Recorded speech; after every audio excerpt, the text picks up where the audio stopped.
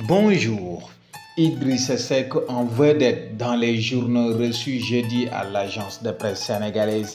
Les quotidiens se sont intéressés aux ambitions présidentielles d'Idrissa Seck, le président du Conseil économique, social et environnemental.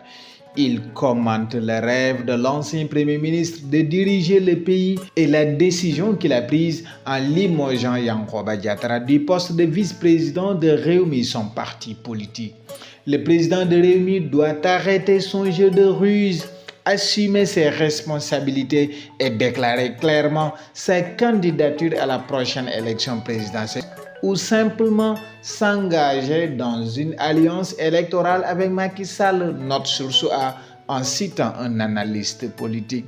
Mais pour le Témoin quotidien, Idrissa Seck a déjà pris son destin en main. Comme Source A, le quotidien semble douter de la sincérité de cette déclaration de candidature. Que cherche Idi? Qu'attend Idi pour se déterminer, se demande-t-il, ajoutant que le leader politique est pourtant convaincu d'être né pour être chef d'État, semblant oublier le poids de la fatalité dans le destin des hommes. Sud Quotidien, lui, est convaincu qu'Idrissa Seck sera candidat à l'élection présidentielle du 25 février 2024. Cela ne fait l'ombre d'aucun doute. C'est un secret de polichinelle. Le journal fait part de la tortuosité, de la ruse et des calculs politiques de l'ancien Premier ministre et titre Idi entre alliance contre nature et haute trahison. L'observateur est surtout préoccupé par les énormes conséquences du divorce d'Idrissa Seck avec Yankhoba Diattara, le ministre des Sports, qu'il a limogé du poste de vice-président de Rewmi. Sans le soutien de Benno Bokk Yakaar, Idi va droit dans le mur, jure un analyste politique interrogé par le journal du groupe Futurs Médias. L'homme est dans des discours pleins d'incertitudes, réagit l'observateur à sa déclaration de candidature.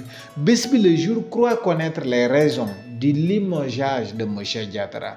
Tu as été reçu par le Premier ministre sans m'en informer, rapporte-t-il en citant un Idrissa Seck s'adressant à la désormais ex-deuxième personnalité de son parti politique.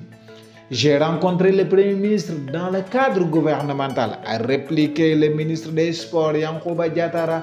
La sortie de M. Diattara, validant la candidature de Macky Sall contre la ligne d'Idrissa Seck, n'est pas la seule raison de sa sanction, lit-on dans Bés Bi Le Jour.